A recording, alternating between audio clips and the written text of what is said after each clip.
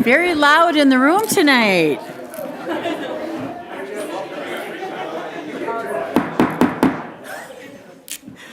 I have never hit that hard. So,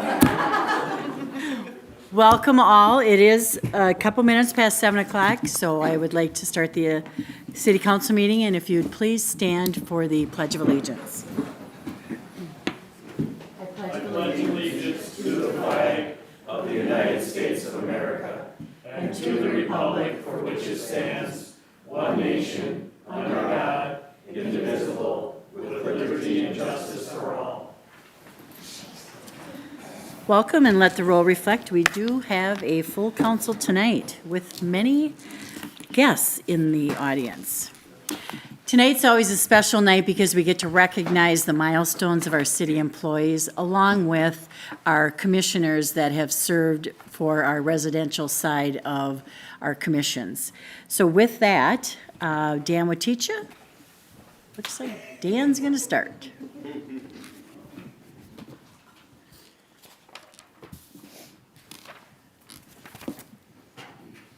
"2025 milestone anniversaries. I am pleased to recognize the employees of the City of Hastings who have celebrated milestone anniversaries this year. The combined service of these employees is 295 years. We are fortunate to have their service and expertise on staff and are happy we could recognize some of them in person this evening. We understand not all could be here tonight.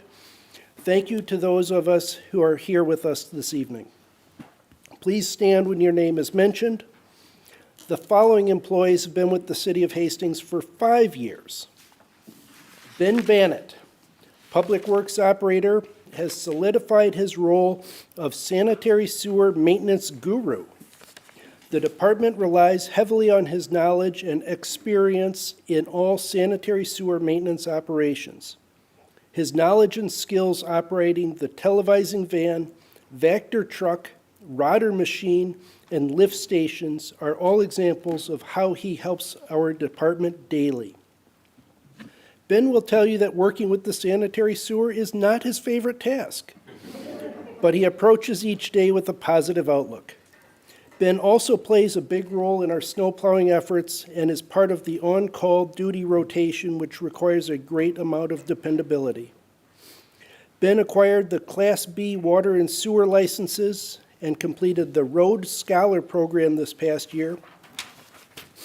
We are very proud of those accomplishments. In his spare time, Ben enjoys spending time with his son and teaching him to play hockey. We look forward to him continuing to be a great asset to our department for years to come. Thanks for your great effort over the last 5 years, Ben. Finance Manager Chris Idemiller joined us in 2020. In addition to the city's day-to-day financial oversight, he has been involved in 2 particularly noteworthy projects.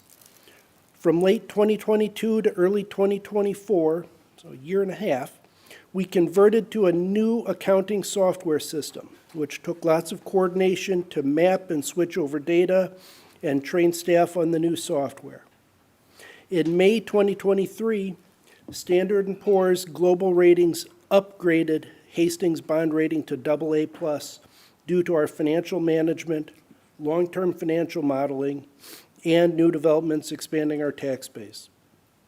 Prior to Hastings, Chris worked for the City of St. Paul for 13 years on budgets and then as accounting manager. He has also previously served as the budget manager for Washington County and in financial roles for the Federal Reserve Bank and the District Court. In his free time, Chris enjoys golf and has coached his son's baseball and basketball teams for many years. Congratulations, Chris, on your 5 years with the city, and thank you.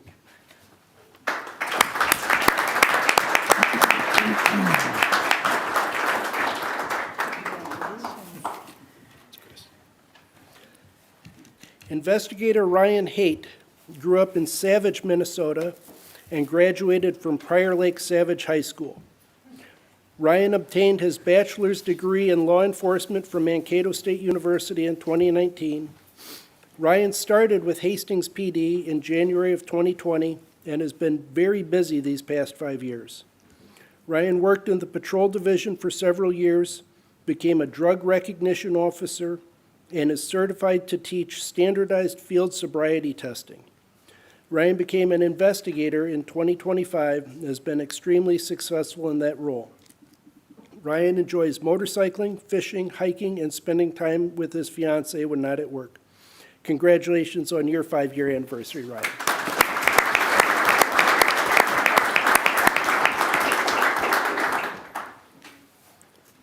Kayla Jetter began with the department as a paid on-call firefighter in 2020. Kayla has since achieved her paramedic certification and serves as a paid on-call firefighter/paramedic.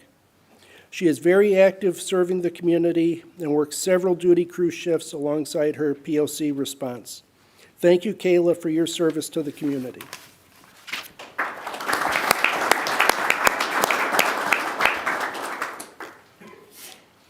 Investigator Zachary Nakamus grew up in Lakeville, Minnesota, and completed his bachelor's degree from Mankato State University in 2019. Zach began with the Hastings PD in January 2020 and became immediately evident that he would be a strong member of the team. Zach worked in the patrol division for years and has been part of the Dakota County SWAT team for a number of years as an operator. Zach is also an instructor for the Hastings PD Defensive Tactics team and has a passion for instruction. During his off time, Zach enjoys spending time with his family and spending time outside. Congratulations, Zach, on your 5-year anniversary.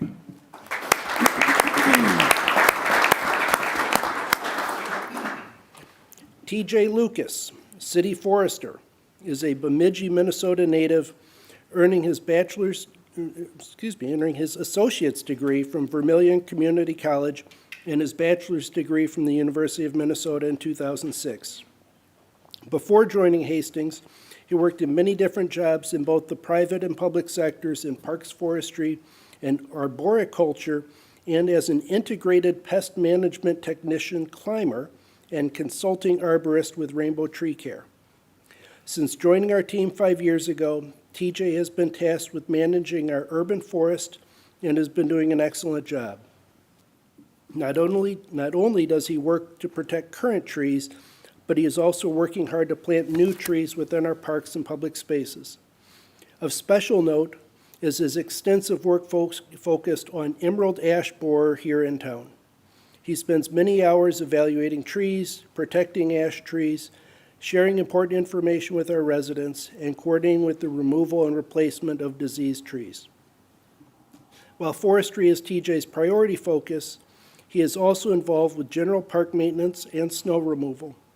TJ also recently received his Certified Playground Safety Inspector credentials and will be one of our staff working to evaluate our play equipment, ensuring our parks are as safe as they can be and get the attention they need.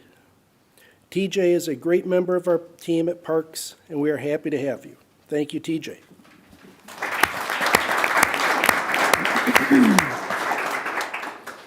Blaine Raway began with the department as a paid-on-call firefighter EMT in 2020. Blaine participates in a variety of department activities, including response. Thank you to Blaine for your years of service to the community.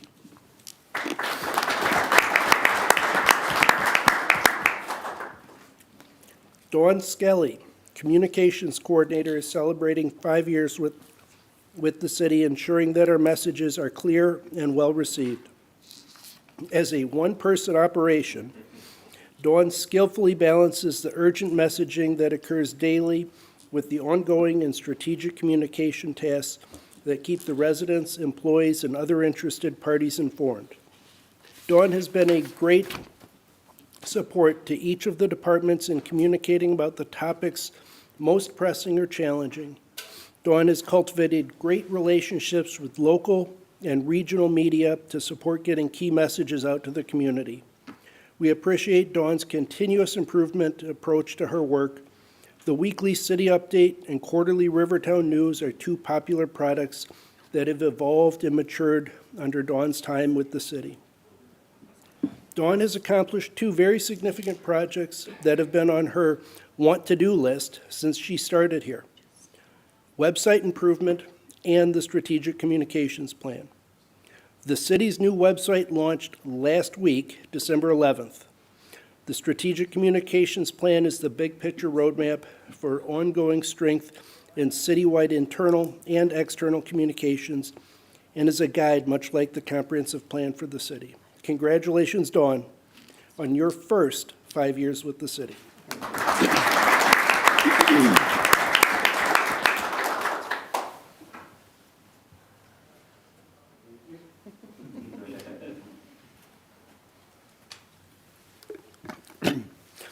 $295 years, come on.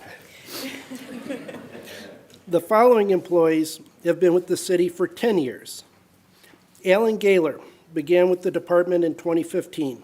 Alan has been very active in both, fire department that is.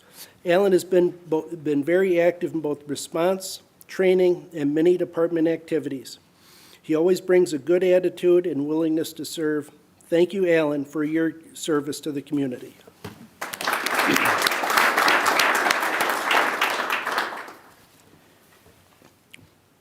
Paige Marshall Bigler has been our recreation programming specialist for 10 years. When Paige first joined us, she did far more than just programming.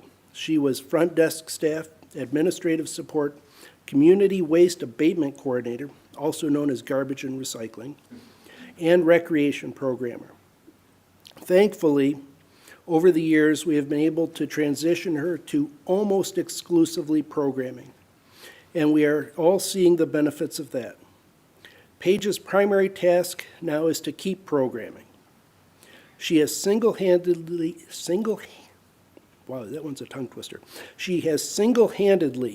built community programming at Levy Park over the last 10 years. Music, movies, comedy, fitness, story time, our annual summer kickoff, Party in the Park every July, Pause in the Park, biking, ice fishing, and snowshoeing programs. It truly is impressive what she has accomplished over the last 10 years. Along with the programming, she works hard every year to bring in thousands of dollars in scholarships and sponsorships for these programs. She is out in the community, making connections and getting people and businesses involved and engaged with these programs. We are lucky and thankful to have Paige on our team and sincerely appreciate her dedication and work each and every day. Thank you, Paige.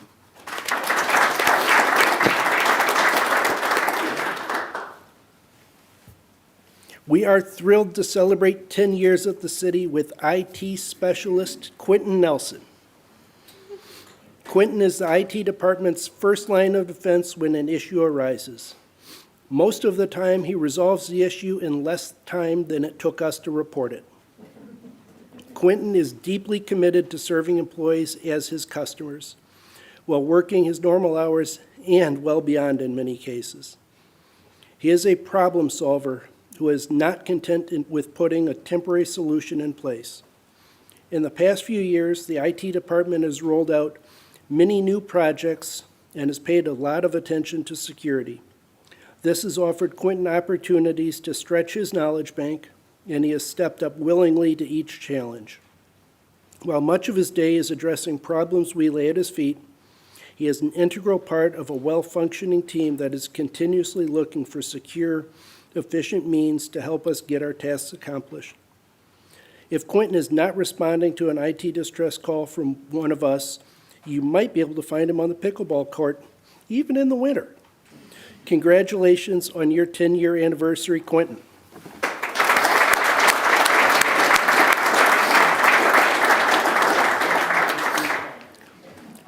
The following employee has been with the City of Hastings for 15 years.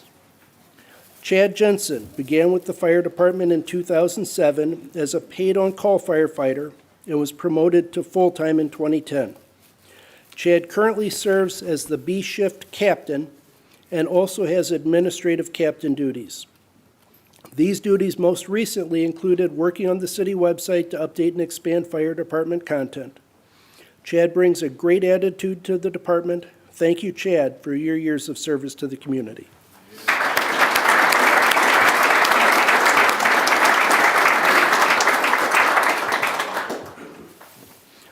The following employees have been with the City of Hastings for 20 years. Tina Gibson began her career with the Hastings Police Department in April 2005, working part-time in the Records Division, moving to full-time the next year in 2006. In 2011, Tina transferred to the Dakota County Drug Task Force on a contract with the DTF as the task force's full-time administrative support. As the DTF records supervisor, Tina's duties include, but are not limited to, providing administrative support, data entry and records management, and grant reporting. Her skills and abilities are the reason the Drug Task Force is an efficient and high-performing organization. In her free time, Tina enjoys motorcycling, completing puzzles, being outside, and traveling with family.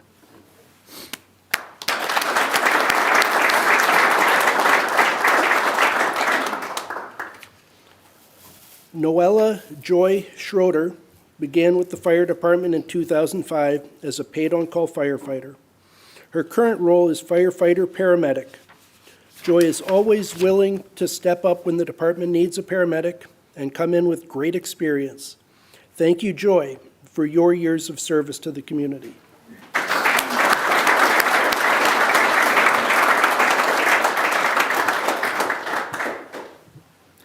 Dawn West has served as code enforcement officer for 20 years. She ensures code compliance on a variety of issues, from including tall grass, junk vehicles, property maintenance, and snow shoveling. Responding daily to complaints and ensuring city code compliance can be stressful, requiring a high level of tact and patience. Dawn does a great job balancing the requests of those who seek code compliance with a professional approach to those who are out of compliance. She is a strong supporter of the green and gold and is quick to point that out after a Vikings game, especially this year. Thank you, Dawn.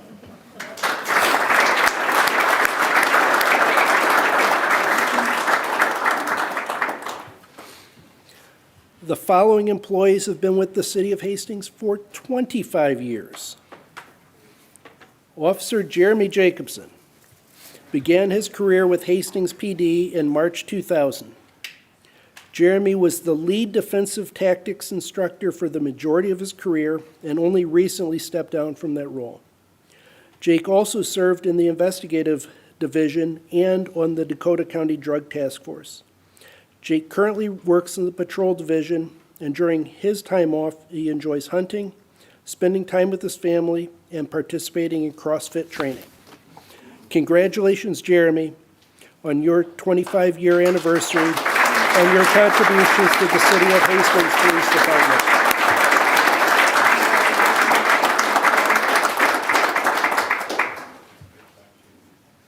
For 25 years, Natalie Judge has been the backbone of Public Works operations with steady, knowledgeable, and unwavering commitment to our community. As the administrative assistant, she is often the first voice residents hear and the friendly face they rely on. Her positivity sets the tone for every interaction, and her ability to make every person feel heard and supported is unmatched. Natalie has developed an exceptional understanding of water, sewer, streets, storm systems, and hydro operations. Natalie assists with budgeting, managing invoices, and provides essential support to all of our crews with any office-related needs. She is always ready to lend a hand with skill and a smile. In addition to all this, she plays a vital role in completing and managing our regulatory permitting. Her attention to detail and commitment to accuracy ensures that our operations run smoothly, stay compliant, and remain well organized. Her dedication, professionalism, and genuine care for our community have shaped the quality of service we're proud to provide. We proudly celebrate her remarkable 25 years of service.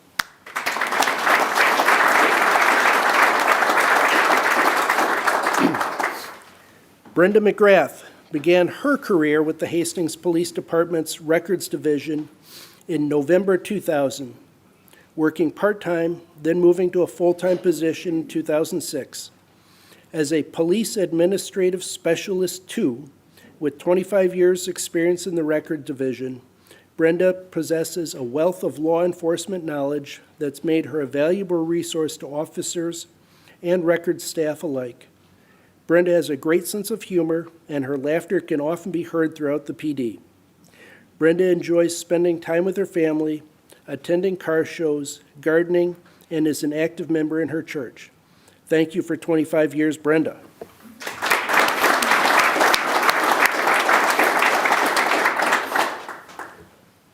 Terry Meyer, park keeper, is a mow master, flooding master, welding and fabrication guru, a skilled equipment operator, and mechanic. Terry spent almost 10 years working in the Public Works Department as an operator, and then in 2010, Terry made a great decision and joined the Parks Department as a parks keeper. Terry is an integral part of the team at Parks. He has so many nuggets of knowledge about the city, how it operates, who does what, and who can help us out in a pinch. He also knows so many residents and businesses in town, which can also be very helpful. Terry's technical expertise, skills, and talents with his depth of knowledge of the city helps the department continue to get things done. Thank you, Terry, for your 25 years of service to the city, especially the past 15 at the Parks Department.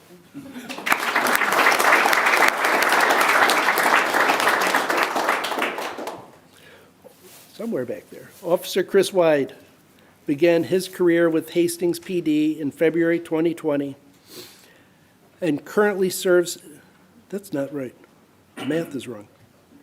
How about February 2000? Typo, sorry about that. Officer Chris Wyde began his career with Hastings PD in February 2000 and currently has the distinction of Senior Patrol Officer. Chris spent time in the Investigative Division and is now in the Patrol Division. Chris is known for his calm demeanor on the street, especially when someone is very animated. Chris keeps in contact with retired officers and often spends time on the lake fishing and reminiscing. Chris enjoys spending time with his family when he is not at work. Thank you, Chris, for your 25 years of service to HPD and the city of Hastings.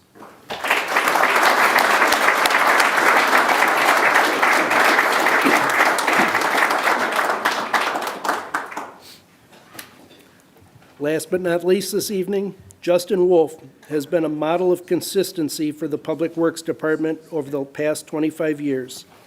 He is always to support the needs of the department as one of our engineering technicians. Justin does many things to assist in achieving our goals each year: AutoCAD design, GIS mapping, inspections and ratings of our pavements and stormwater system, surveying of new building permits, traffic counting, data collection, and right-of-way permit processing, to name a few. Justin is critical of our day-to-day operations and makes normal happen. He is always very pleasant to work with and brings a positive attitude every day to balance out the highs and the lows. Justin is frequently assisted when called upon during major snow events or when our crew is short. Thank you for your 25 years of dedicated service, contribution to the department, Justin, and for your willingness to continue to learn new things in the industry to make us better. This concludes our probably clap on that one. There's no break. Thank you. This concludes our milestone recognition. We are grateful for the dedication of these public servants and congratulate all of them on their milestone anniversaries. One more round.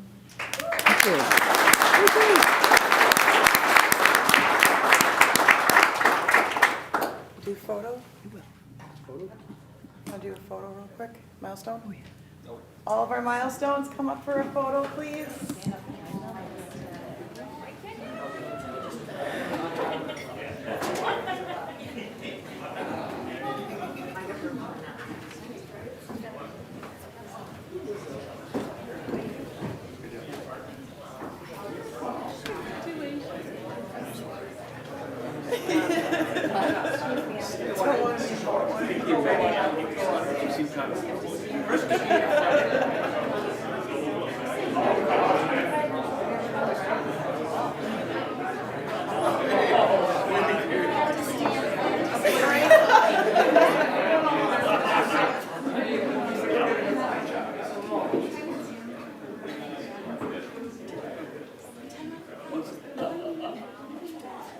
Very nice, very nice, very nice. All right, here we go. 3, 2, 1, best smiles.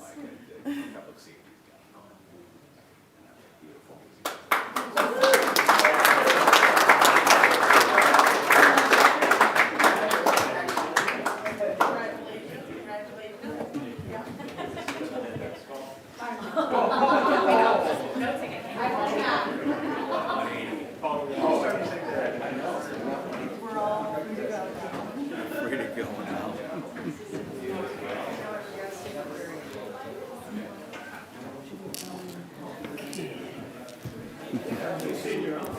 Okay, see you later, thank you. Till they leave and Don't eat all the pizza though. Hey, save me slice. Don't lie. I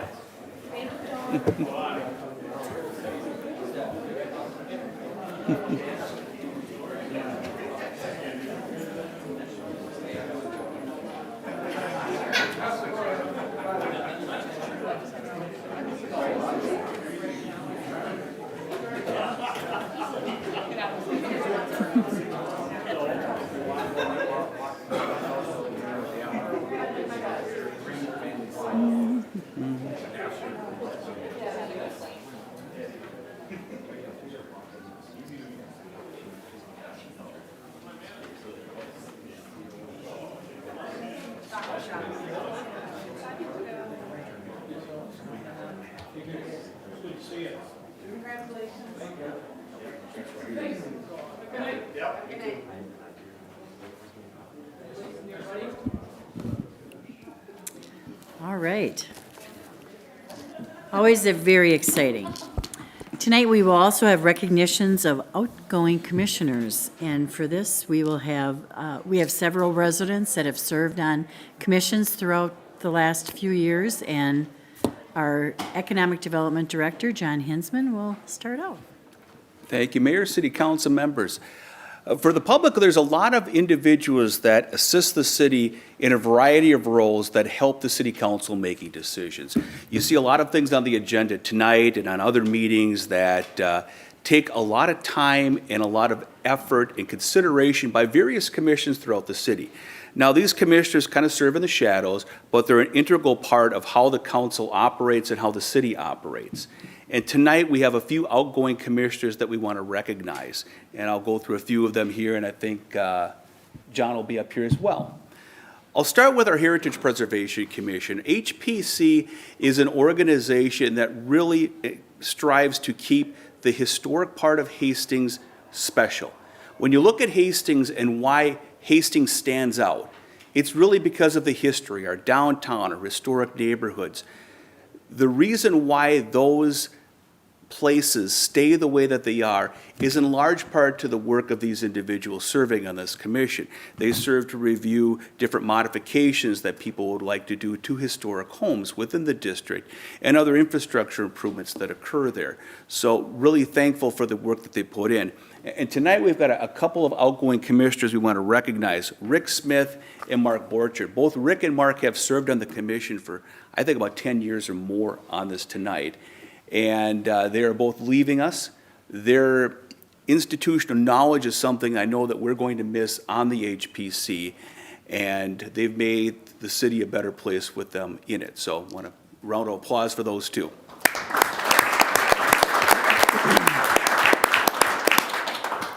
And then we also have a couple of planning commissioners. Our planning commission serves as sort of the land use advisory board to the city council. They hold a lot of public hearings.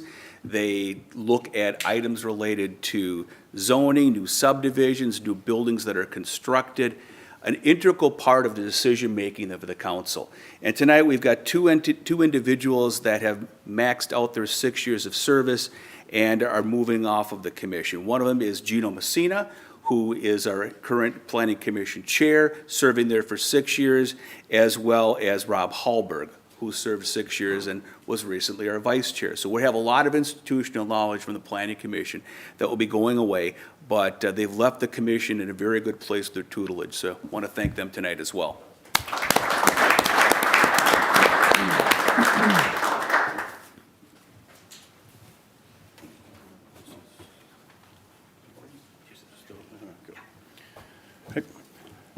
Hello, Mayor. Hello, Council. I am fortunate to follow John. I'm not as eloquent as he is. But fortunately, I also get to introduce our outgoing Public Safety Advisory Commissioner, Gary Stevens. Gary has served 3 terms on the Public Safety Advisory Commission. During his time there, he's advised on several hot topics, including e-bikes, UTVs, and things like that. He's also participated in many of our events, National Night Out, Police Week, Fire Prevention Week, and we really appreciate his service on our advisory commission. The other thing that I think is important to state about Gary is we usually just call him Jeep. And he has a long-standing history of serving this community that I think really needs to be recognized. I know it's been recognized in the past, but I thought it was a good opportunity to recognize it again tonight. But he did serve as a firefighter paramedic for 38 years for our city, and he was also on the Planning Commission. So he is an individual who's not new to serving this community and really stepping up and helping us out. So with that, I'll introduce Gary, and thank you for your service and commitment to the community.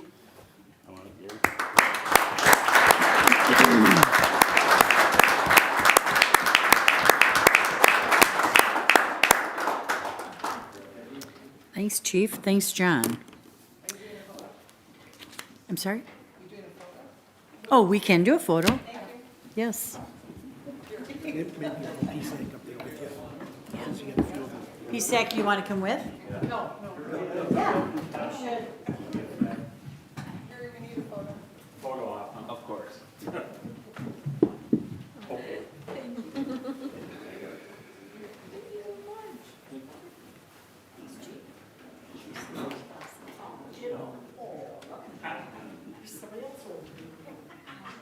Oh, be quiet. 3, 2, 1, best smiles. Thank you.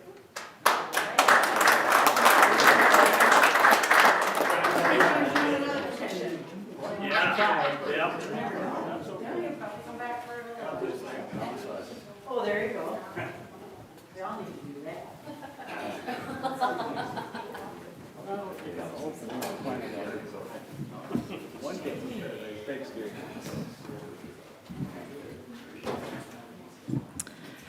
All right. As always, this time of year, we also have a Dakota County update from our Commissioner, Mike Slavic. Welcome, Mike. Good evening, Mayor, council members, City Administrator Waticha, and staff. It's always good to be here. This is number 13 for the very last meeting of the year, to be able to give just a county update of a reflection on what has happened over 2025, but also a little bit of a teaser on what we hope to achieve in 2026. I do also want to just go and give my congratulations to the city staff and their recognition. It's there's getting to be less and less that were here back in the days when I was on the city council. So as we see that, I think that's a sign of the gray hair. And if you see the picture over there from my first elected office with the really dark hair, you can see that. So I just want to go in and thank you very much for the great year of partnership that we've had between the City of Hastings and Dakota County. A couple highlights that I think are of value of note. In 2025, we were able to complete the Vermilion River Greenway Hastings part, the section in Hastings, which does now make roughly 8 miles of the 10-mile loop of the Hastings City Loop. About 8 miles of that are actually Dakota County Greenway, and I think it's been a great partnership with the City of Hastings Parks and Dakota County within that. So I just want to go and thank you for that. Hear a lot of great comments. Actually, it's one of our first segments in the entire county that has the appropriate wayfinding. So we were able to, at least on the part of that's the Vermilion, to kind of tell you where you're supposed to go. And I also want to thank the city for their work on being able to kind of close those loops on the wayfinding. That I think you were all part of an email chain, but I had some out-of-town visitors that stayed at the Confluence, and they came with their bikes, and then they got lost somewhere around 4th Street and had no clue where they were, and had to say, how do I get back on a trail again? So those are very much to be able to explain where to go on that 10-mile loop is very valuable. Second thing, wanted to make note, still staying on the Greenway message, you may or may not be aware that the county received a RAISE grant from Hastings to South St. Paul. That is a federal grant that we received for wayfinding and information along the Mississippi River Greenway, the entire corridor on that. And at your next meeting, a little teaser, I will not be here. I'll actually be at the City of Farmington giving their update. But you'll be hearing a presentation from the parks related to kind of a information educational area on the river using parts of the former Blue Hastings Bridge as part of a plaza that they're working on. At the Parks Commission, I was there earlier in the year. We actually went through some designs, and it does need final approval by the City Council, and I have been notified that they invited me to show up to that meeting on the 5th of January, but as I said, I will be in Farmington for that day, so I do apologize for that, but it does look pretty good. I think you'll very much like what shows up on that part there. Just kind of moving a little bit forward on the big project that I think has had lots of conversation in the last couple of weeks is related to the safety improvements, pedestrian safety and road safety on County Road 42, Nininger, 2nd Street. It has many names, but from the bridge all the way to city limits. The Greenway portion of that is actually separate. It's in the same project, but that's the Greenway portion paid 100% by Dakota County, and that is addressing some of the ADA and the poor asphalt as you're kind of doing the switchback back and forth to get from the high bluffs of 2nd Street, County Road 42, all the way down to Lock and Dam. And that project is scheduled to be 2027 for construction, right-of-way next year, and final design in early first quarter of next year as well. There is still conversations. The design is mostly complete, and I just want to say that Hastings is kind of unique in the fact that it doesn't have many miles of county road. If you look at the 400-plus miles of county road throughout all of Dakota County, there's only a few miles that are actually in the city limits. So we don't exactly know what, as a community, what are the county standards and why you have pedestrian trails on both sides of the roads, why you have had some measures, especially when you're in a rural or going from rural to residential to commercial, some of the engineering designs that actually go in and can help maintain the speed that's posted. There's always conversations about is that the right and correct speed for the neighborhood, for the buildings, but the fact is that there are many things that engineers are able to do to actually go in and address some of those. And I've frankly have been, no offense, but I've been, Ryan, a skeptic of some of those, but you know what, 9 times out of 10, they actually are exactly what does to make the difference to actually make roads safer for pedestrians and for drivers. So that project is scheduled for construction 2027 and almost fully designed. One of the other things that we have been working on as a county board, and it does relate partially to cities, especially the city of Hastings, and that has been some of the conversation related to transit. As we know, there's a lot of monies from the last couple of years that went to transit, but very little of it goes into the suburbs.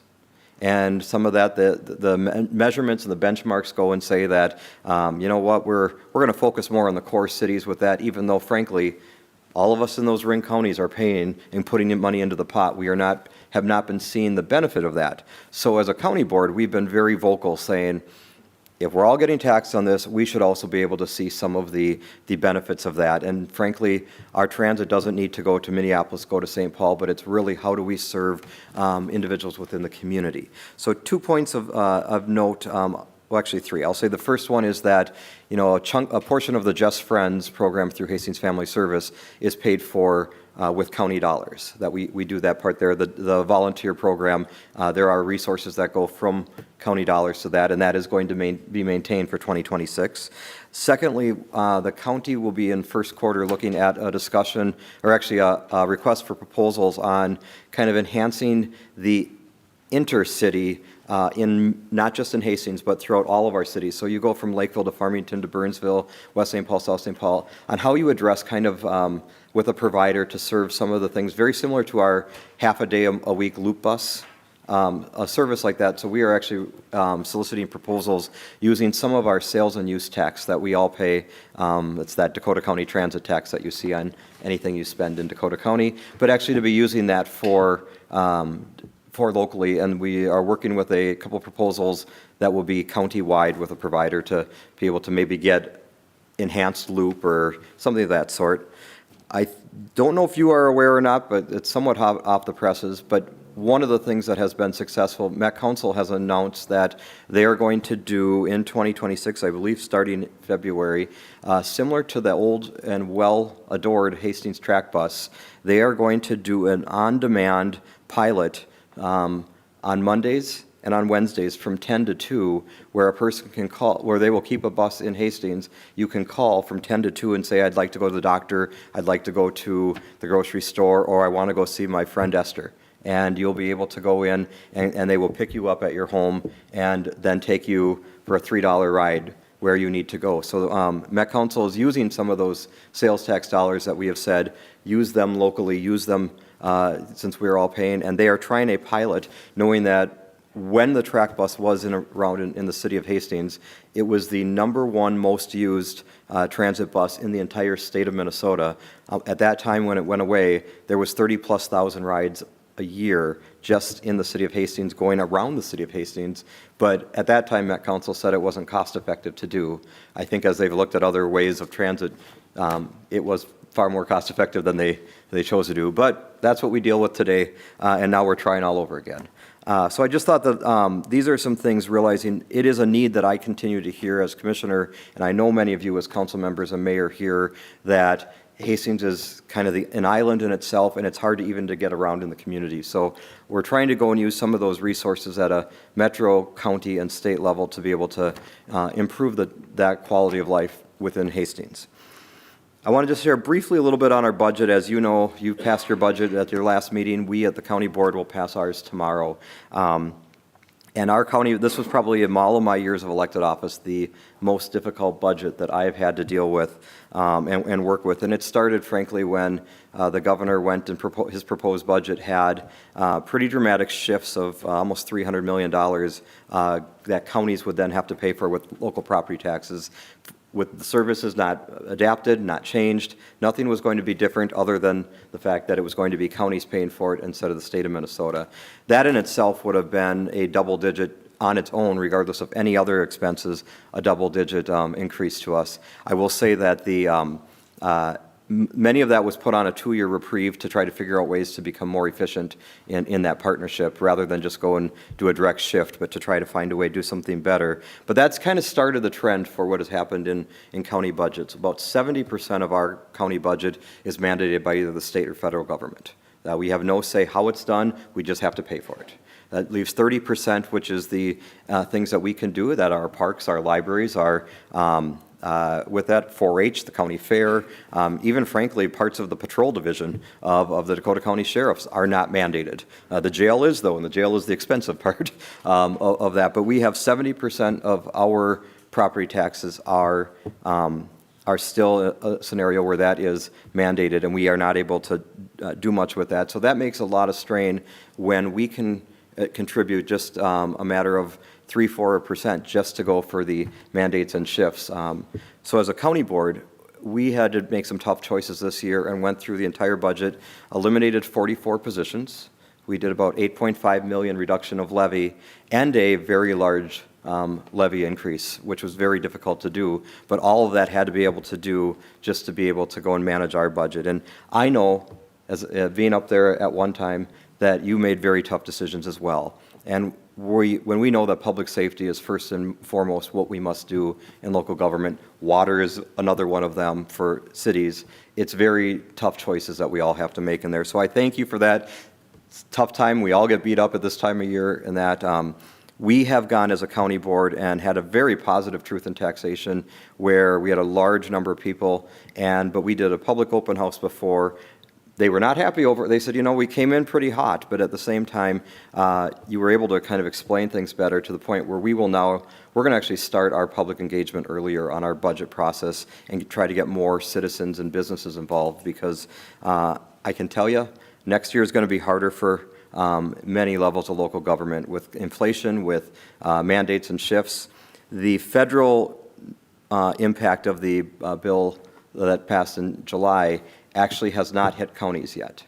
I use this perspective. One of the things in there is that I think most people in this room and most people would admit that if you are receiving health care, public assistance health care, Medicaid, and you are able-bodied, you should work or you should volunteer. Most people would agree with that. What they don't understand, though, is that that is almost 70 positions that Dakota County needs to hire to implement that, to verify that they are working, that they are volunteering, and those are coming with no funding.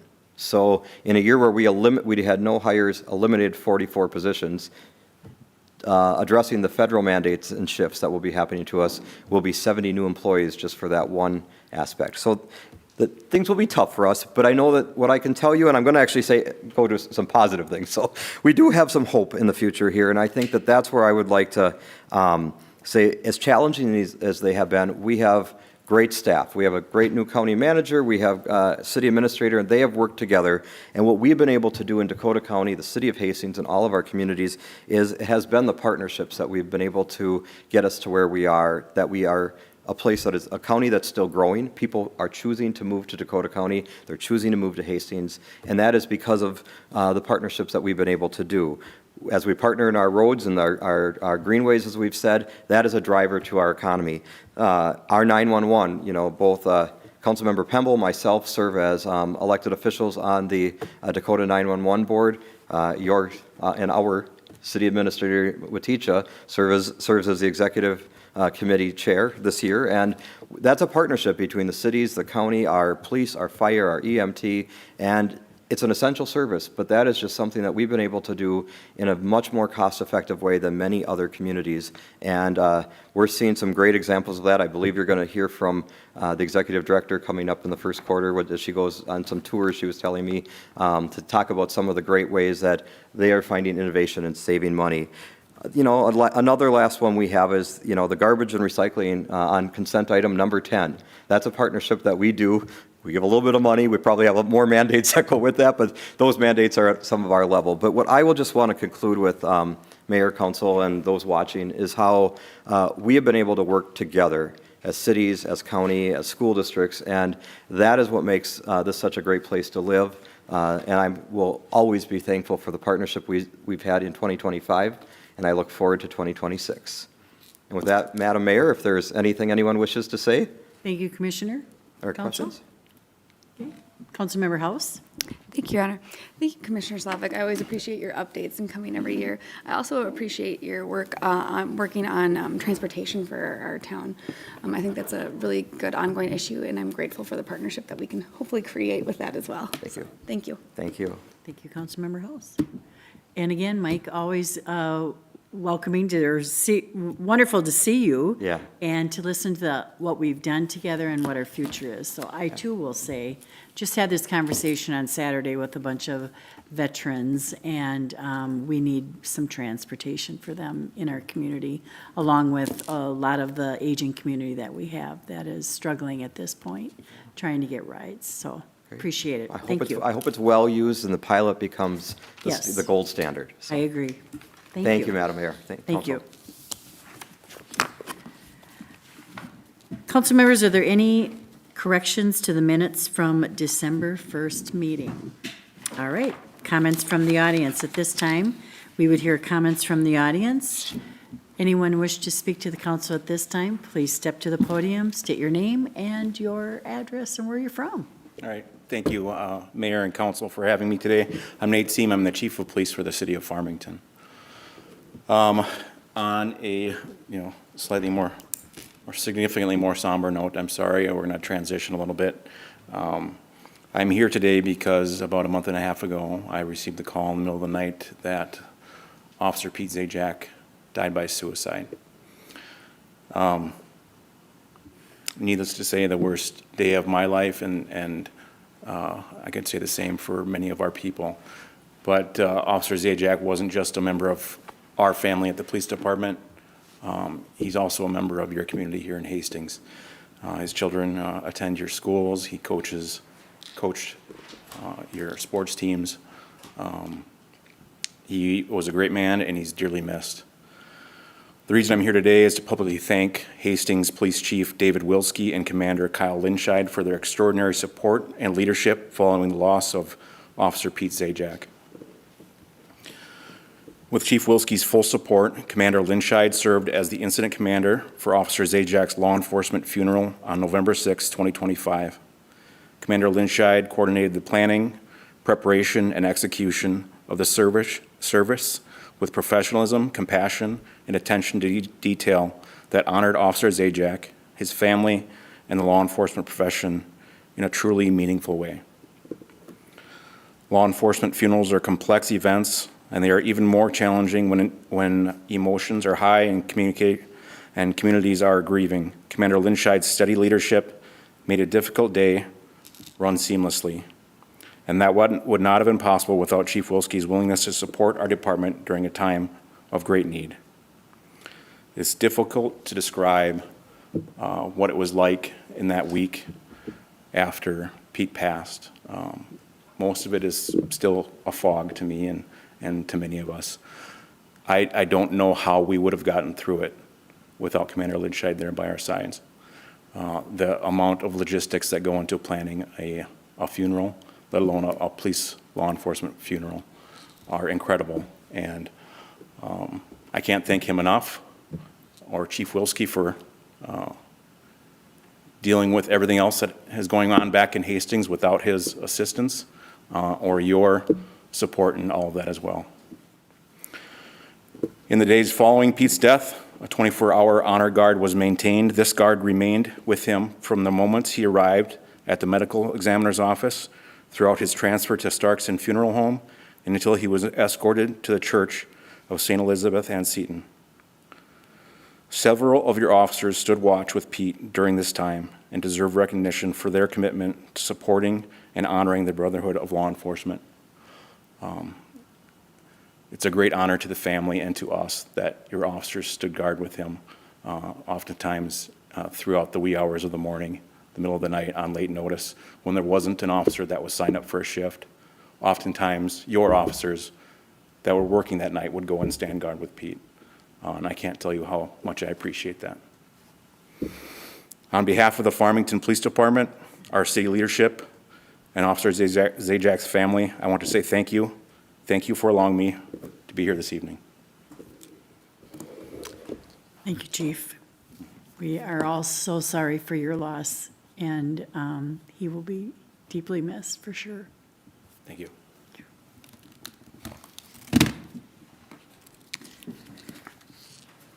Okay, council items to be considered. Council, I'd like to add to the agenda, to the consent agenda, please, an amendment to the state contract grant agreement for the City Hall project. This takes a full, okay, Councilmember Pemble, and a second by Councilmember Howell. All those in favor of the motion state by saying aye. Aye. Opposed to that motion state by saying nay. And that will be added. Thank you.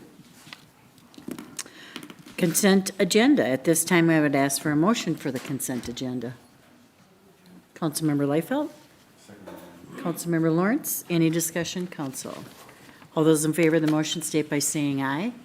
Aye. Opposed to that motion state by saying nay. And that motion prevails.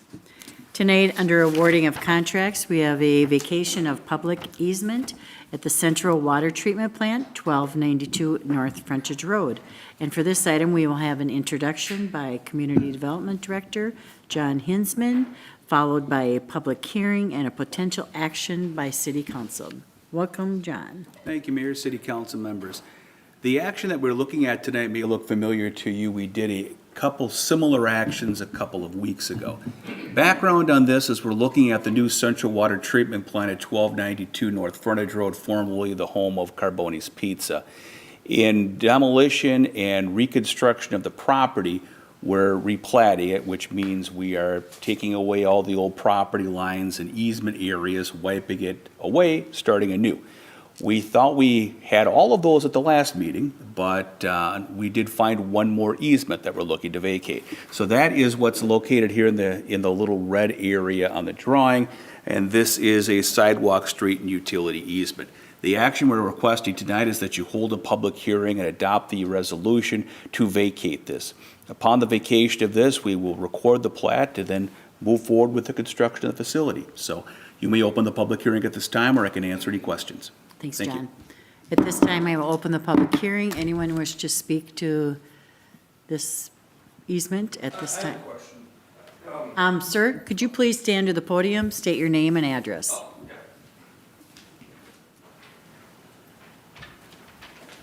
My name's Joe Marlzer, and I have the Fleagle Building in Hastings, so B1278 North Frontage Road. So I got your map, but it's so small I couldn't read it all. My question is this, on the red that you have highlighted there, what's gonna be done with that? Is there gonna be a sidewalk put in, or? Sidewalk is going to remain, is that correct? Because there's not really one there right now.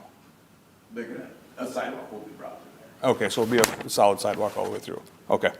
And then you're gonna take down the sign as well, too? Yeah. Okay, so just be a continuous sidewalk all the way down. That is perfect. All right.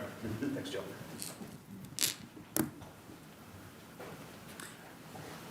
Anyone else wish to speak to the council at this time? Okay, at this time, then I will close the public hearing. Council discussion. Any discussion, council? Okay, then I would accept a motion to approve the resolution vacating certain essential recorded by document number 1059470, sidewalk, street, drainage, and utility easement. I need a motion. Councilmember Liefeld with a second by Councilmember House. All those in favor of the motion state by saying aye. Aye. Opposed to that motion state by saying nay. And that motion prevails. Thank you. Thanks, John. Tonight, we will have a discussion on the disposal of the hydroelectric plant. And for this introduction, we will hear from our Public Works Director, Ryan Stemski. Welcome, Ryan. We will also have a public hearing and council discussion after. Sorry about that. Thank you. Thank you, Mayor, members of the City Council. Sorry I have to bring business tonight when we all want to get into the next part of our evening, but we do have an important issue to cover tonight, and it is the hydroelectric facility that we have here in Hastings. If we can see in the picture on the screen, this is lock and dam number 2.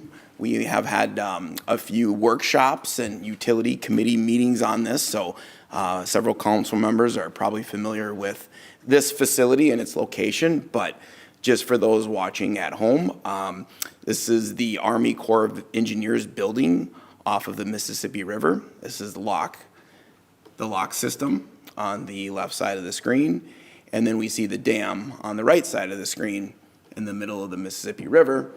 Our facility sits kind of right in between the lock and dam with the orange or terracotta roof there. So that's the facility we're talking about here tonight.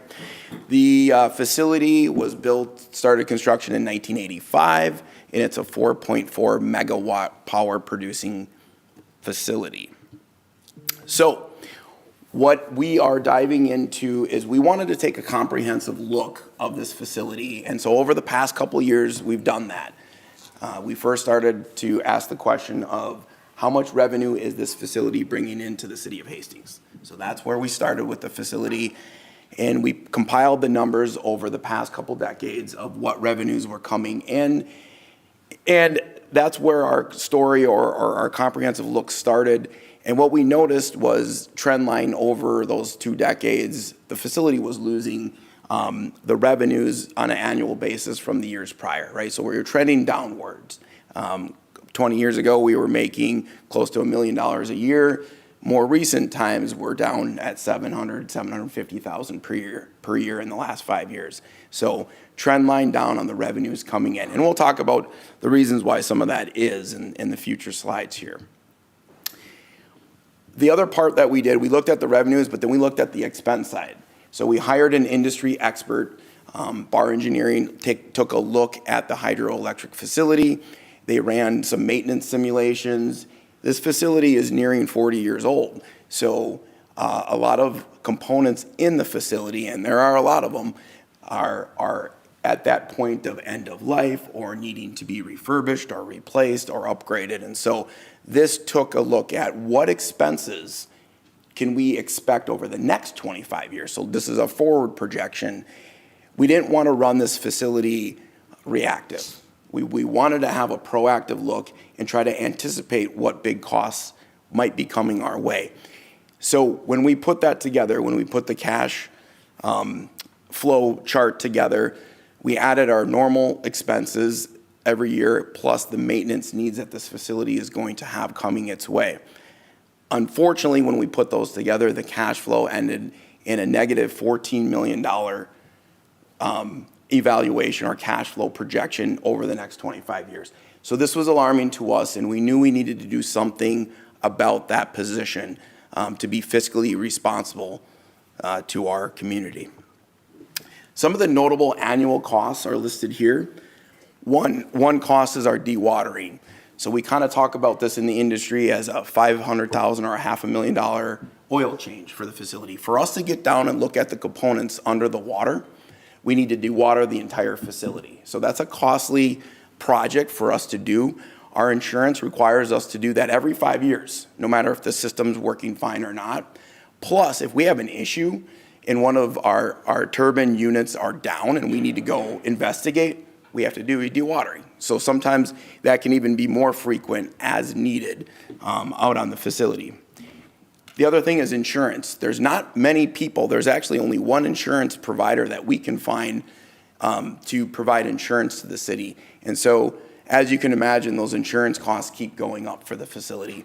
We projected that at about $200,000 this upcoming year. So another costly annual expense. We do lease the facility. So we don't own that concrete land between the lock and dam system out in the middle of the Mississippi River. That's owned by the Army Corps of Engineers. And so we lease the space, the building, on top of that slab of concrete per se. That's a rent payment owed in an agreement to them where we pay for the power out at that facility. And that equates to about $100,000 a year to keep their lights on and keep the lock and dam systems operating. We also have several licensing fees. So when you add up all of the inspections that we have to do with FERC, the federal commission that regulates the facility, that's about $50,000 a year in licenses and fees. Plus, in a couple years, the facility, just things as we look ahead, has a $1 million relicensing fee coming its way too. So a lot of daunting, notable annual expenses and costs, one-time expenses or less. That happens every, I believe, 5 years. So we've got these expenses coming and we've got these annual notable expenses. Our routine repairs are nearing about $50,000, just parts and changes that have to be done each and every year. So those are things that we have to budget and plan for as well. Plus, we're down at the facility. There's a public works operator there every single day. We do visits to make sure our operations are going smoothly out there. And we also are connected to our SCADA system. So if we get an alarm, we have to go and react to it. So if something shuts down, overheats or whatnot, we're alerted to that and we have to maintain that facility, obviously. Some of the specifics of the plant too, we might ask ourselves, why that $14 million loss? Well, those are some of the notable expenses, but our facility also has some unique things about it.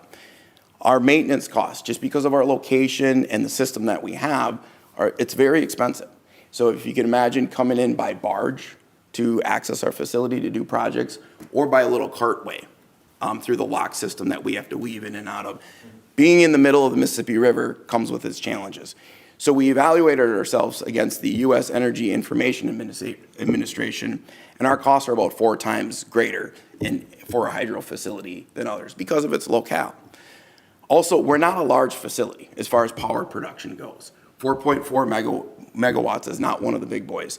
We are a smaller facility, but all the licensing and access and maintenance and checking and repairs, the same efforts are needed as a large plant, right? So we can't bear those costs as easy as the bigger power producing plants. We already talked about accessibility. Being in the middle of the river comes with its problems.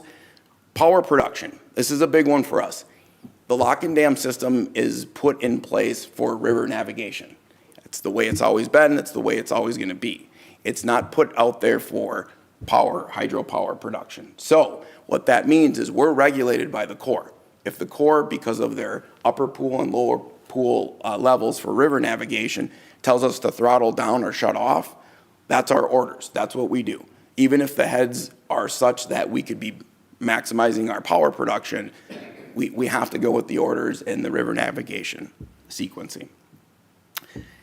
Our machine is very complex. So to be on a lock and dam system, just the type of turbine and generator units we have, they have tight tolerances. So imagine the Mississippi River water. You can imagine what gets in our components with tight tolerances. We get a lot of breakdowns.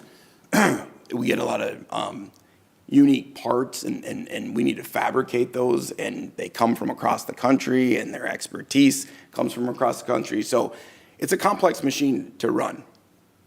Excuse me. Not 248 years, but a lot to this.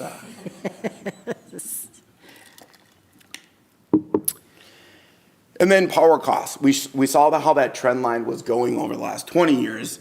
Well, that rate that we get power for comes from Excel. It's the avoided cost of power and plant capability. So that Excel sets that rate with us, and we get a rate proposed to us each year from Excel. It's also based on our seasonal performance. So we get something called a capability payment. Well, if we have a season where we're down fixing something or we're throttled down from the Corps, that capability payment, as you can imagine over the years, has been less and less and less. So those couple things impact that overall number significantly. So like I said, we've been to our committee, we've worked through our committee structure on this over the past couple years. And really where we were heading is working with the Corps, the underlying owner, to transfer or surrender the facility to the Corps. That's what we were set out to do and what we've been trying to do over the last year plus. Well, working with the Corps and the federal government proved to be kind of an unfamiliar process to transfer a facility. It hadn't been done since the time of Henry Ford. And they really they couldn't set us on a process by follow these steps and this transfer could happen to the Corps. We also ran into several challenges, political challenges, change in administration, staffing issues. So it kind of was the issue of the month every time I came back with an update. And so that proved very challenging.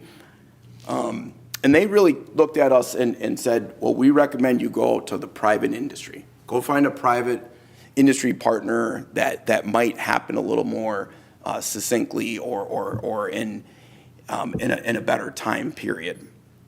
The other piece was surrendering of the FERC license. As we looked into that, that's a process you can go down, but surrendering the FERC license comes with a high study cost. It's something that it takes a long time to go through all the federal paperwork. And the worst part about it is an unpredictable outcome.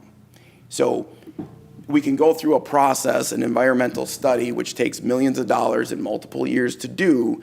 And at the end of it, they can say, well, we want you to put it back to the original condition, or we want you to put a buffer unit in, or we want, so we wouldn't know what that outcome is and what that capital cost would be on top of an asset that we're losing money, projected to lose money on over the next 25 years. So that didn't seem very favorable for our next steps. So more recently, we hired another hydro expert to come and look at that private industry, bring us somebody that might be interested in transferring the facility to them. And really, based on the last slide that I just went through, transferring the facility is a lot more timely for the city and cost effective. It's a process. We know the start and end date, and so it's the preferred pathway if you can find a buyer. The end result for us, really the key here, is the elimination of the financial and operational liability. That's what we're striving towards with this facility. This transfer can be done in 90 days, so it's a pretty quick process in the regulation world. The transfer can be in an as-is condition, right? So we don't have to do any improvements to it. We can turn it over as is. This does result in no payment to the city, but because of those other benefits and where we're headed with this facility, it's why it's favorable in the staff evaluation. The value is truly in saving money in the aging facility that's very expensive to maintain. And the other part of this would keep the hydro plant in operation, producing clean energy in the future to come. We've just went through the challenges of a municipal organization trying to run a facility. Others in the private industry won't have those same challenges to keep the hydro plant operational. So our action tonight is first to conduct a public hearing. That's required in our city charter, section 7.04. We've set that up by publishing this public hearing in the Hastings Journal on November 27th. The second piece is in your packets. We have a resolution to consider. This resolution is set up per Minnesota State Statutes 462.356, and that's to dispense of the requirement that the Planning Commission review the disposal of the plant, as there is, in our evaluation, there was no relationship to the comprehensive plan. So if you scour the comprehensive plan, there's no land use or other ties to the comprehensive plan in its review. So that's the action tonight. The next steps as we look forward in this process after the action tonight is we would come back to the city council and have your consideration of an approval of the letter of intent, and that's really the terms. That's really the terms of the deal with this private entity, and then a resolution of sale, which is required in our charter as well, to actually have a resolution of sale. This would come back, it's planned to come back in our schedule at the January 5th meeting to kind of finalize the disposition.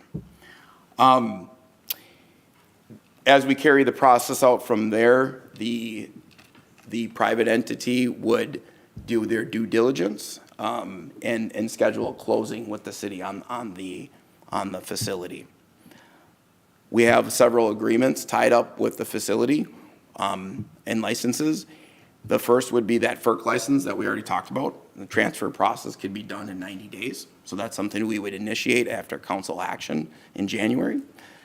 We also have an agreement with Excel, but we do in that agreement have the ability to assign that agreement to another entity. So we would exercise that clause. And then we also have with our agreement to pay the power at the Corps. We have a memorandum of agreement with the Corps of Engineers. And so that is an agreement that would also be worked with to transfer over to the private entity for them to keep that relationship going and have the city exit out of it. So with that, those are the action steps for tonight and a little bit of future look ahead of how this transfer would fully go. And I'll turn it back for any questions or for the mayor to facilitate the public hearing. Thank you, council. Or thank you, Ryan. At this time, I will open the public hearing for the disposal of the hydroelectric plant. Anyone wish to speak to the council on Zoom? No one on Zoom? One more time, anyone wish to speak to this issue at this time? Okay, we'll close the public hearing. Council, any discussion? Councilmember Liefeld. Thanks, Your Honor. Thank you, Ryan. Every time you speak, I've said it for years, I learn more and more stuff that I never knew I needed to know. So in 1985, when this was built, I was in 11th grade. Some of you weren't even born yet. just looking around. And I knew nothing about this plant. I had no idea what it did sitting out there, and I'd been to, my father, when I was young, worked at the Lock and Dam, so I was familiar with the area. I never knew what this was until I finally went on a trip with you guys and checked this out, and mind-blowing to be on the bottom of the Mississippi River inside this facility, right, without a life jacket on, right? And to hear you guys, to hear the explanation of what it's doing, and to understand that the Army Corps of Engineers is regulating what we put through it, right? If the water's too high, we have to shut down or slow down. If the water's too low, we have to shut down or slow down. There were so many things, and to me, it's like water runs through it. And then to be out there and see all these logs and thinking, boy, this is probably something that is of great impact. You know, the amount of debris and logs and stuff that are floating down the river into the facility. I think whoever was sitting on council at that time, this was a great idea. I think we were, you know, this is kind of us years, 5-6 years ago, talking about the gardens, the solar gardens, right? So these people, I feel like, wow, what a great idea on a different river, right? Maybe not on a river that flows as fast as the Mississippi, that has the barge traffic. So I want to compliment everybody who came up with this idea in the 70s, I'm sure, and then took it into the 80s to make it happen, and sort of apologize that we can't make it work, but we can't. You know, doing a little bit of research on it, facilities can last between, 50 to 100 years, but there's so many factors involved, and we're seeing those factors. We've had, a turbine that was out? I mean, when something goes wrong and it's out, the cost of getting someone out there to repair. So I think the city and you, as well as the rest of your team, have done an excellent job in the research and the background and looking to see what can we do? Can we make this work?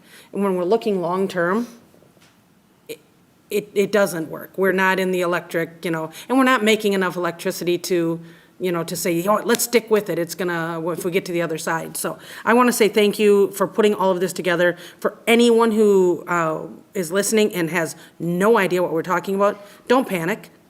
I've lived here for 57 years and just now realized what that little building out there was doing. And if you have questions, don't call me.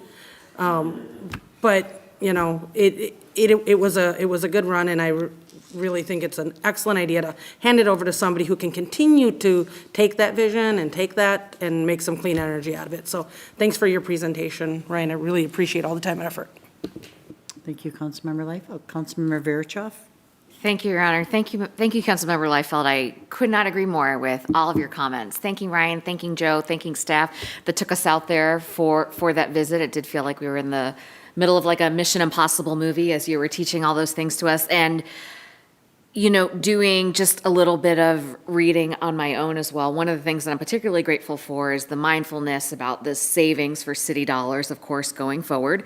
This entity, this body has talked quite a bit about making sure that we are good fiscal stewards going into the future as well, even when this is not necessarily the group that's sitting up here, and how that impacts our community for years to come. So I feel like this decision does that. The other thing that I particularly appreciate is that I know that there's only about 2,300 hydroelectric plants that are actually active in the United States, and with some of those closing down at a smaller rate over the years. I like that this is not necessarily that this is another option that a private entity can then pursue in case maybe there is some kind of, you know, great renaissance of the ability of hydroelectric plants. So I like that as an option too. Again, very much appreciate this information. You've taught me so much, and I strongly encourage neighbors and residents to call on you if they have questions, and not me or Councilmember Liefeld. Sure. Thank you, Councilmember Verichoff. Okay, no other questions, and I would accept a motion to approve the resolution to the City Council of the City of Hastings of dispensing of the requirement of Minnesota Statute 356 for the disposal of the hydroelectric plant.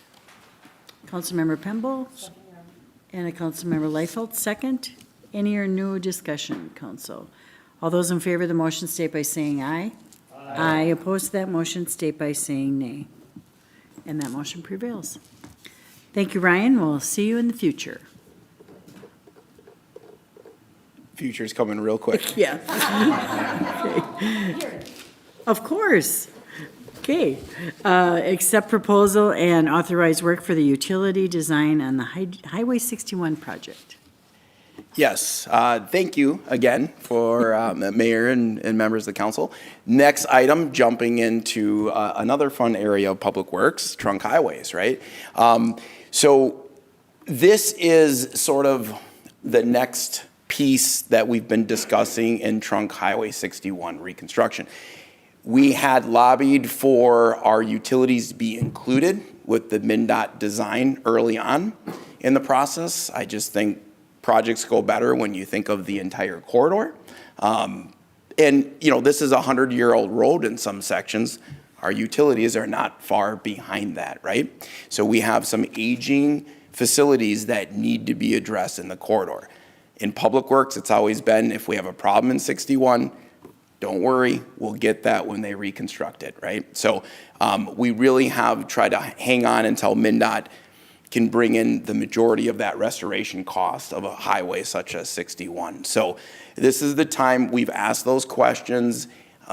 Really, those are our facility. Our sanitary sewer system and our water system is underneath and crossing in several locations on 61.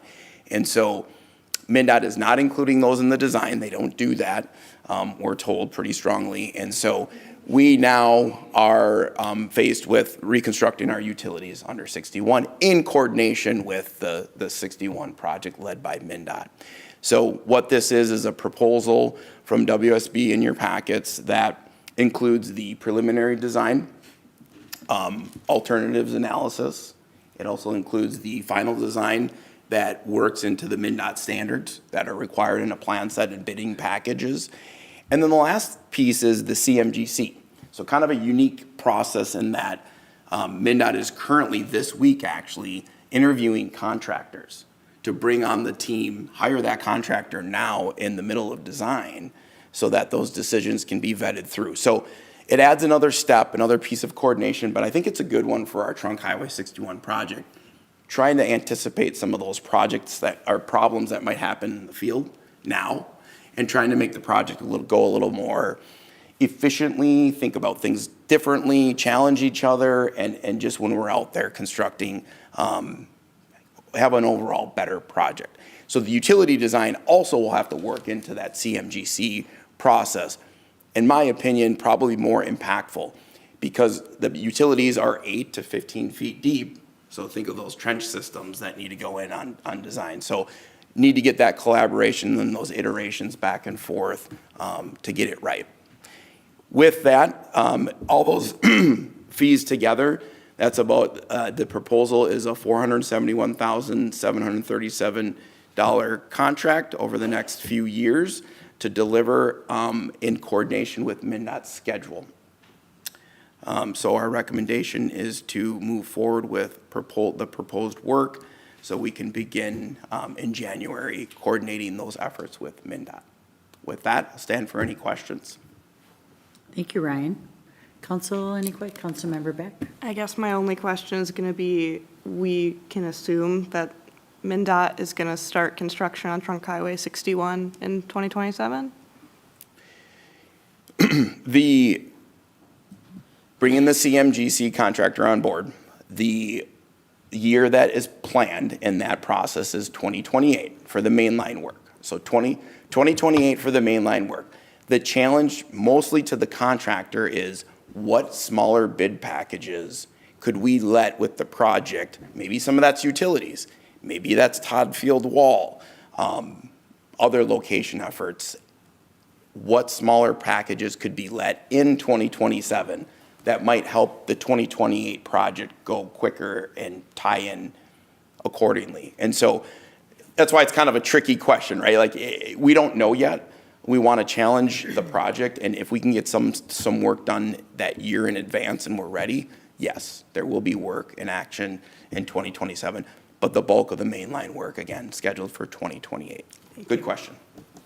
Thank you, Councilmember Beck. Councilmember Layfield. Clarifying question to Councilmember Beck. When you talk about the brunt of the mainline work, we're talking about the impact to the community and the actual construction of the project. I think that's a good way to put it. Yeah, the main corridor, so our regional traffic or those that use the trunk highway system, they'll feel the brunt of it in 2028. Okay. And that's not to say, if I'm the school district, I might feel the brunt of it when they're doing Todd Field Wall, if it's chosen to be done in 2027. If there's a frontage or a backage road system that we end up doing, those business owners right around that system might feel that brunt a little bit earlier, right? If we pick off those sections in it, just off main line, but in those areas. So it depends. But we won't see any construction happening prior to spring of 2027? Correct. Okay.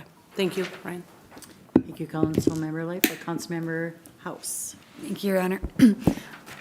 Other question I have is whether if we start this contract now with WSB and say that it gets pushed back, say, another 2 years by MnDOT, does that affect us with this contract that we've already started with WSB, and how does it affect us?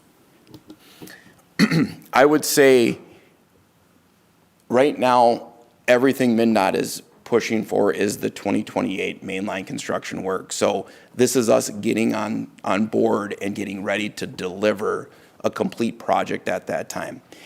If the project did get delayed or pushed back for other reasons unknown at this time, if that were to occur, I would say it doesn't impact this contract because those plans would go on the shelf and they would be deployed when construction is decided upon. So. Yep. Thank you, Councilmember House. Any other discussion, Council? If not, I would accept a motion to accept the proposal and authorize work by WSB for municipal utility design service on the Trunk Highway 61 reconstruction project. Councilmember Pemble. And Councilmember House, or I'm sorry, Lawrence, a second. Any new discussion? All those in favor of the motion state by saying aye. Aye. Opposed to that motion state by saying nay. And that motion prevails. Councilmember, any announcements do you have? Okay, I do have a few. Visit this year's Hastings Holiday Lights map on city website to take a tour of homes and businesses with outdoor lights and decorations. City offices will be closed December 25th and 26th in observance of Christmas and January 1 and 2nd for New Year's. Ever want to ice fish but don't have the equipment or the know-how? Join in the Lake Rebecca on Saturday, January 10th. No license is needed under our DNR waiver for this event, but registration is required. Thank you to the support from Carpenter Nature Center, Dirt Bullies Landscaping, VFW Post 1210, Straken Hudson Fleet Farm, Hometown Ace Hardware, Get the Lead Out, and volunteer instructors. Recycle your old lights with the Hastings Holiday Lights Drop-Off Collection. Residents can drop off their unwanted light strands at the Joints Maintenance Facility, 920 10th Street West, during the holiday season from November 15th to January 31st. Meetings coming up, December 16th, Tuesday, canceled is the Heritage Preservation Commission. Wednesday, December 17th, the Parks and Recreation Commission meeting has been canceled. Thursday, December 18th, Public Safety Advisory Commission has been canceled.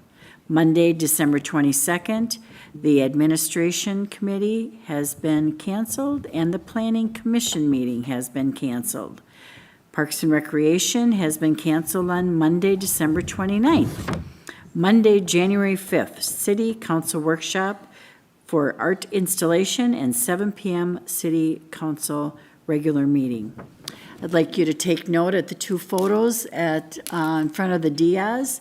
This was Arts Heroes Award that the city received last night, the city of Hastings, along with the city of Prescott, for our continuing development of arts in our community. So that was wonderful to be able to accept that. And the photo is from, the water painting photo is from Andy Evanson, with the photo of the City Hall is from Will Fritsch, and those were donated by those two artists. At this time, I would ask for an adjournment, motion for the adjournment. Councilmember Pemble and Councilmember Verichoff is a second. No discussion. All those in favor of the motion state by saying aye. Aye. Opposed to that motion state by saying nay.